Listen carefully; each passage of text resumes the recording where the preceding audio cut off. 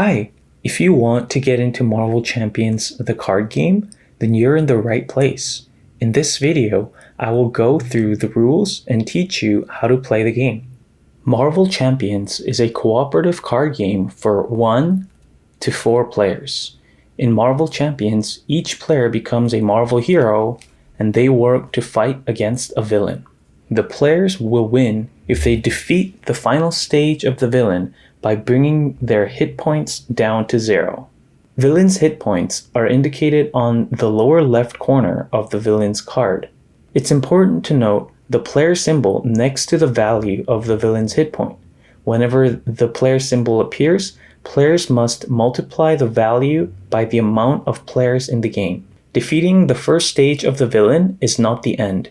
In many cases, players will have to defeat more than one villain cards to win. Each villain cards have a stage number in its upper right corner. There are 2 ways to lose. First, players will lose if all the identity's hit points are reduced to 0. The identity's hit points are indicated on the lower left corner of the identity card. The players will also lose if the villain completes their main scheme. Villains will complete their main scheme if the villain accumulates the number of threat points that is indicated on the upper left corner of the main scheme card. So, for Rhino in a single player game, if he accumulates 7 or more threat points in the main scheme, players will lose. In Marvel Champions, players must choose exactly one identity and construct a deck of 40 to 50 cards. Identities come with an identity card that has the hero form and the alter ego form.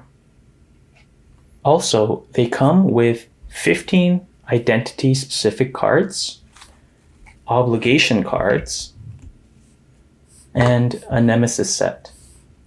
The latter 2 will not form part of the player deck, and they will be discussed later in the video. For a 40-card deck, 15 cards must be identity-specific cards, and 25 must be aspect cards and basic cards. There are 4 aspects that players can choose from: justice, aggression, protection, and leadership. A player must choose exactly one aspect. In Marvel Champions, players must select exactly one villain. Villains come with multiple villain cards, main scheme cards, and fixed encounter sets. Each villain has multiple villain cards that are represented by their stage numbers. Since the villain we have chosen for this example is Standard Rhino, we will only use Stage 1 and Stage 2 Rhinos. Together, they will form a small villain deck stacked sequentially on top of each other. Each villain comes with 1 or more main scheme cards, which represent what the villain is trying to do. During the game, Rhino will try to scheme and place threat tokens on this scheme. Rhino will complete the scheme if he meets the target threat points, which is indicated on the upper left corner of the card. The target threat for this main scheme is 7, so if Rhino manages to place 7 or more threats on this scheme, then Spider-Man will lose. Similar to the player, the villain will have their own deck called the Encounter deck. Generally speaking, the Encounter deck consists of villain's fixed encounter set, the standard encounter set, a modular encounter set, and the selected identity's obligation cards. Rhino's fixed encounter set starts from the 5th card of Rhino's cards. The standard encounter set is always the same in every scenario. The modular encounter set, however, can be altered. Finally, the encounter deck must include the obligation cards that are associated with the identity that is being played. For this example, since Spider-Man is being used, his obligation card, Eviction Notice, must be included in the encounter deck. Note that the Spider-Man's Nemesis cards remain set aside until called during the game. Now that we've learned about the player deck and the encounter deck, let's learn about how to play these cards. Marvel Champions is played over a series of rounds. Each round consists of a player phase and a villain phase. The game starts off with the player phase first. During the player phase, a player may perform any of the following in any order. The player can change form from alter ego to hero form, or from hero form to alter ego form. This option can only be performed once each turn. During the player phase, the player can use basic powers. Basic powers can be found on the player's identity card. On the hero side, the character's basic attack, thwart, and defense powers are indicated. On the alter ego side, the character's basic recovery power is indicated. To use a basic power, the character must be on the appropriate form and pay the power's cost, which is done by exhausting the identity card, like so. If the player uses their basic thwart power, then the player must exhaust and may remove an amount of threat equal to their threat value from one scheme. If the player decides to use their hero's basic attack power, the player must exhaust and deal any amount of damage equal to their attack value to one enemy. If damage is being dealt to a villain, the villain's hit point dial is decreased by the corresponding amount. And if the villain's hit point dial reaches 0, then the current stage of the villain is defeated and the villain advances to the next stage. When the villain advances to the next stage, their hit point must be set to the amount indicated. So it's 15 for Rhino Stage 2, so his dial is at 15. If a minion is in play, the player may choose to attack a minion and defeat it. If damage is dealt to a minion, the damage must be placed on the card using damage tokens.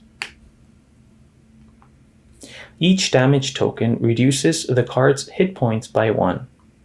The hit points of minions are indicated on the middle right side of the minion cards. The player may use their hero's basic defense ability only when any hero is being attacked by an enemy. If the player is being attacked and decides to use the hero's basic defense ability, then the player must exhaust and may prevent an amount of damage equal to their defense value. The player may also use their hero's basic recovery power when they are in their alter ego form. To use this, the player must be on their alter ego form and exhaust. If they do, they may heal a number of hit points equal to their recovery value. In the player phase, another option that players may perform is playing cards from their hands. To play a card, the player must pay the card's resource cost. The resource cost is indicated in the upper left corner of the card. Resource can be generated by discarding cards from the player's hand. On the lower left corner of a player's card, the type and number of resources are indicated. For example, if I want to play Black Cat, I would have to pay 2 resources. I could pay for Black Cat by discarding Backflip and for Justice, which in total will generate 2 resources.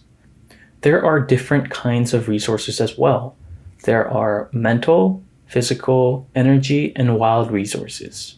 Wild counts for any other resource. Generally speaking, any type of resources may be used to play the card's cost. However, some abilities may require a specific type of resource to be paid. When cards are discarded as resources, they go into the player's discard pile. If an ally, upgrade, or support card is played, these generally enter the player's play area and may be used during the game. However, if an event card is played, the effect must be resolved and the card must be discarded. During the player phase, the player may use any number of allies they control to attack an enemy or thwart a scheme. To use an ally, the player must first exhaust the ally. Then, the player can choose either to thwart or attack. If the player chooses to thwart with the ally, the player may remove the specified amount of threat from a chosen scheme.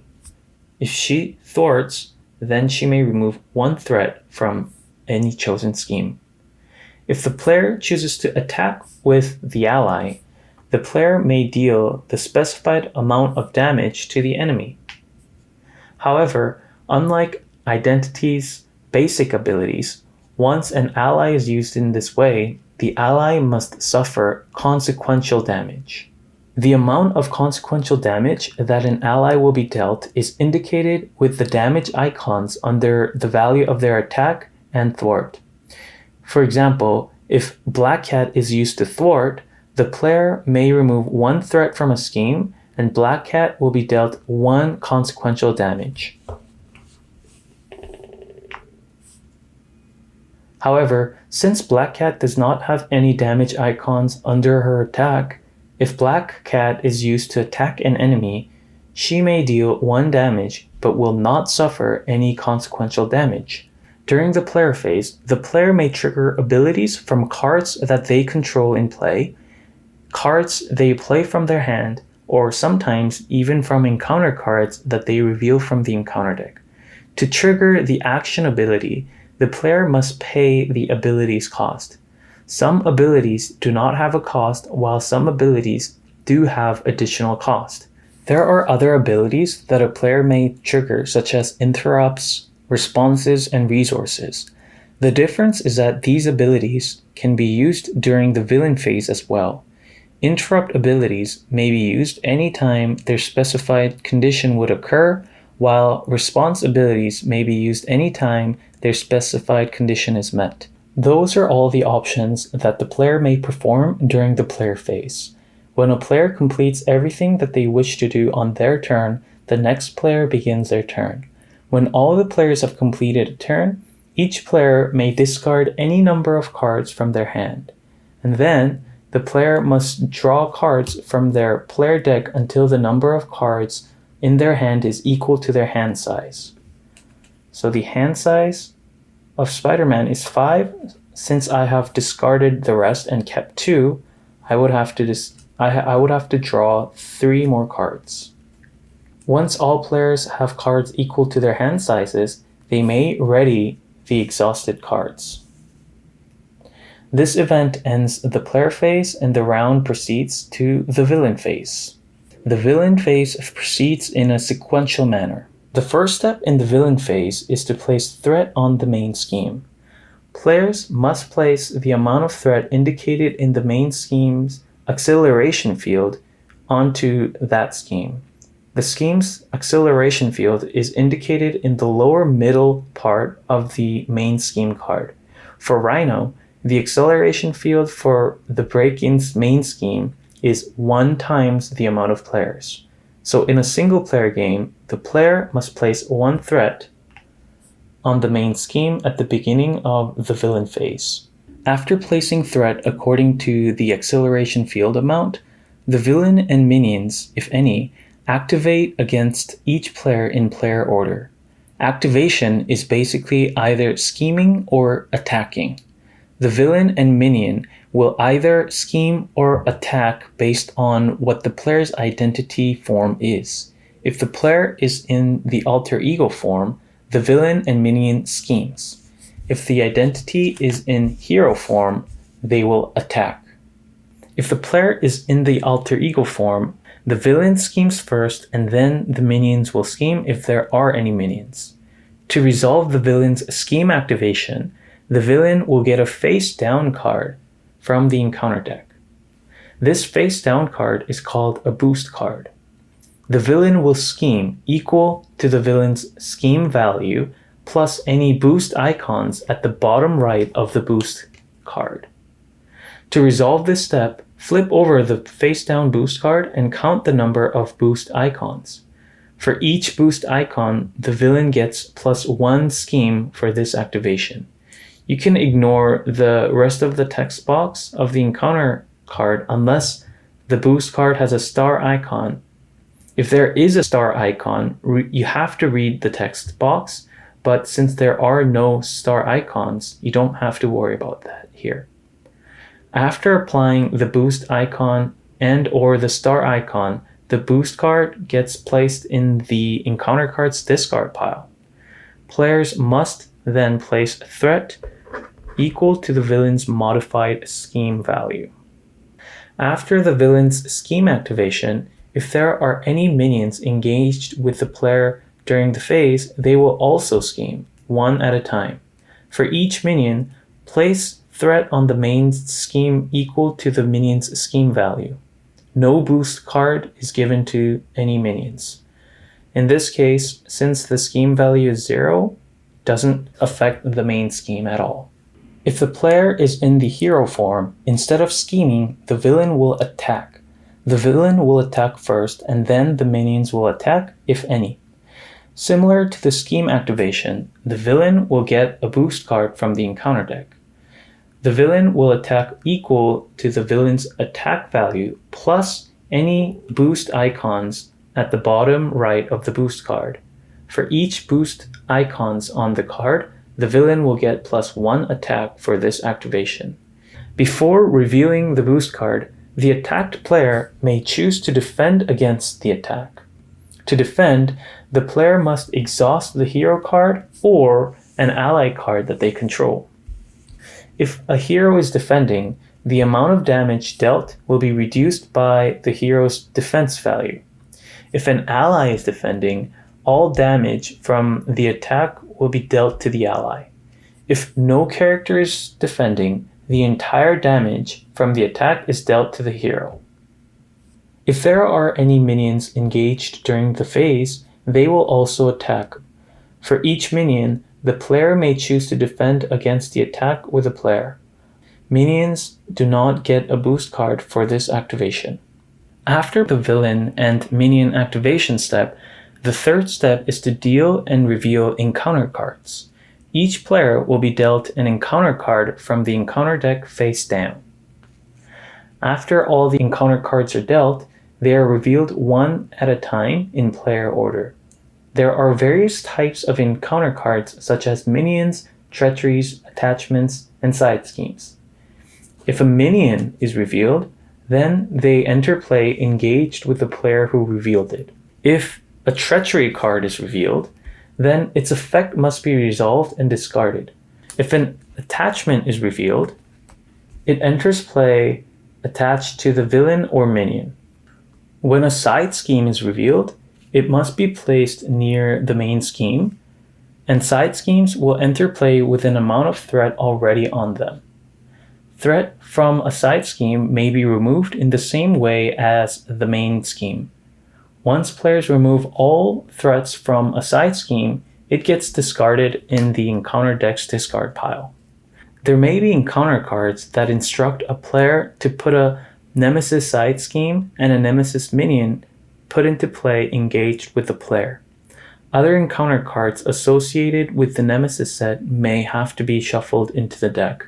The very last step of the villain's phase is to pass the first player token clockwise to the next player. This marks the end of the villain phase and the end of the round. It is important to note that players do not get to ready their exhausted cards in this phase. Players will get to ready them only after the player phase, not after the villain phase. Well, now you know how to play Marvel Champions. In my next video, I will show you how to set up the game board, and we'll do a quick playthrough of the game using Justice Starter Deck Spider-Man against Standard Rhino. So make sure to check that video out, and I hope you guys have fun.